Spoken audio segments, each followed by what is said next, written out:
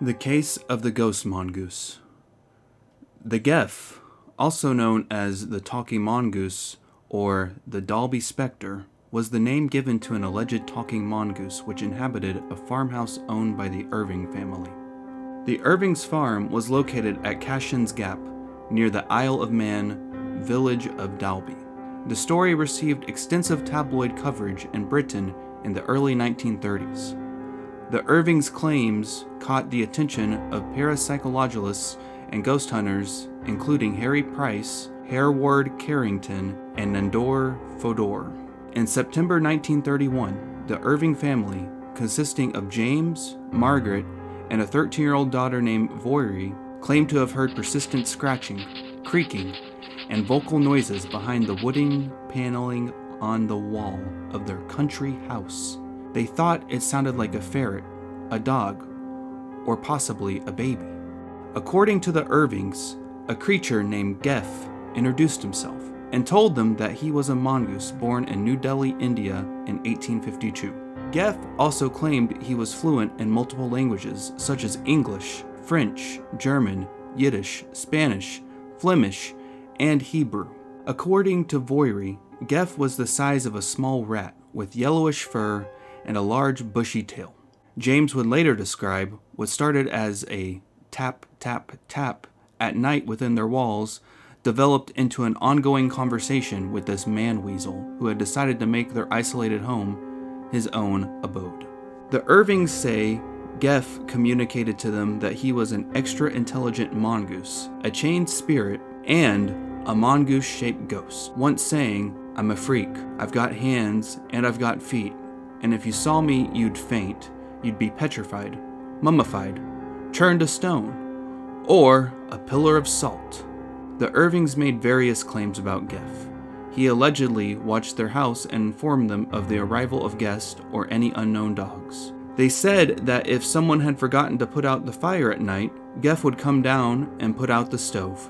The Irvings claimed that Geff also woke people up when they fell asleep, and whenever the mice entered the house, Geff supposedly assumed the role of the cat, though he preferred to scare them rather than kill them. The Irvings say they gave Geff cookies, chocolates, and bananas and left him food on a saucer suspended from the ceiling that he took when he thought no one was looking. The Irvings claim that the mongoose regularly accompanied them on trips to the market, but always stayed on the other side of the hedges, chatting incessantly. They also stated that he could be violent. "You don't know what damage or harm I could do if I were roused. I could kill you all, but I won't." And proclaim godlike talents. "I'll split the atom. I am the fifth dimension. I am the eighth wonder of the world." Geff himself was unsure of his form or powers, sometimes claiming to have magical abilities or clairvoyance. Geff's story became popular in the tabloid press, and many journalists flocked to the island to catch a glimpse of the creature. Geff's story also became popular amongst the neighbors of the Irvings, and when Margaret started talking about Geff's claims to their neighbors, most of them, to their horror, had to declare that everything which Margaret said the creature told her was true. Family secrets or money problems were all clarified by the neighbors of the Irvings. Margaret and Voirrey Irving left the house in 1945 after the death of James Irving. They reportedly had to sell the farm at a loss because it had a reputation for being haunted. In 1946, Leslie Graham, the actor who had bought the farm from him, claimed in the press that he had shot and killed Geff. The body exhibited by Graham was, however, black and white and much larger than the famous mongoose, and Voirrey Irving was sure it was not Geff. He died in 2005. In an interview published late in his life, he maintained that Geff was not his creation.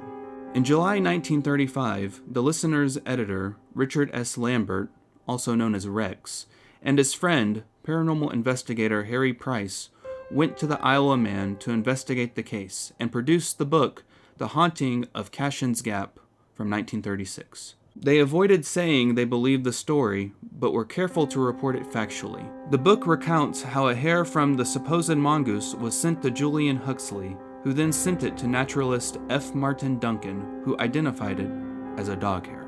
Price asked Reginald Pocock of the Natural History Museum to evaluate the prints allegedly made by Geff in plasticine, along with an impression of his alleged dental marks. Pocock was unable to compare them to any known animal, although he conceded that one of them could have been conceivably made by a dog. He said that none of the other marks had been made by a mongoose. Price visited the Irvings and observed double wood panel walls covering the interior rooms of the old stone farmhouse, which featured considerable indoor airspace between the stone and wood walls that made the house one big talking tube, more or less. According to Richard Wiseman, Price and Lambert were less than enthusiastic about the case, concluding that only the most gullible individuals would be impressed with Geff's evidence. Nandor Fodor, a research officer at the International Institute of Physical Research, stayed at the Irving home for a week without seeing or hearing from Geff. Fodor did not believe that a deliberate hoax had occurred and suggested a complex psychological theory to explain Geff based on a splintered part of Jim Irving's personality.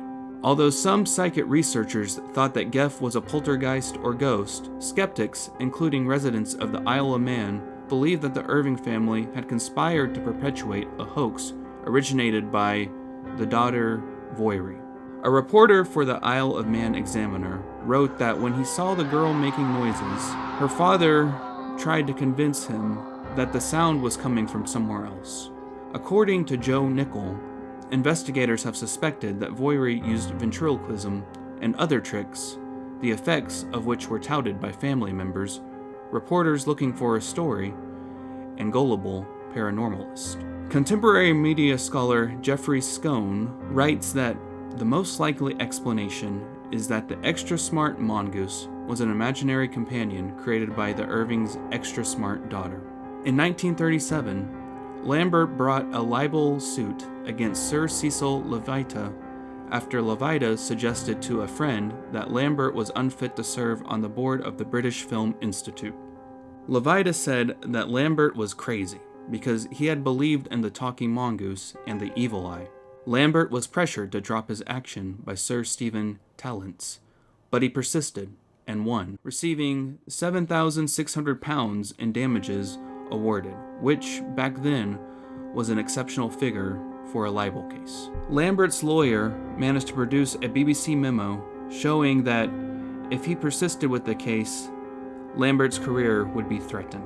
Several people, both locals and visitors, claimed to have heard Geff's voice, and two claimed to have seen it. However, physical evidence was lacking. Footprints, wall stains, and hair samples that were alleged to be evidence of Geff were identified as belonging to the Irving sheepdog, Mona, as were several photos that the Irvings said depicted Geff. A recurring theory is that the daughter Voiry used ventriloquism to throw the high-pitched Geff voice around the house. It would also account for her father's incredible earnestness in all of his discussions of Geff. Yet, as Colin Dickey wrote in his article on Geff for the Los Angeles Review of Books, looking for a motive beyond profit and fame suggests a family in turmoil, a crisis that manifested itself in a mischievous and protective supernatural creature. Whatever occurred, Voiry, who died in 2005, never confessed a role in the creation of Geff and always claimed that Geff was real, and it brought terrible inconvenience to her family. The story of Geff became one of the most popular stories of poltergeists in history. So what do you guys think? Is Geff real? Or is he just an imaginary friend? Let us know in the comments below, and as always, thank you for watching. Good night.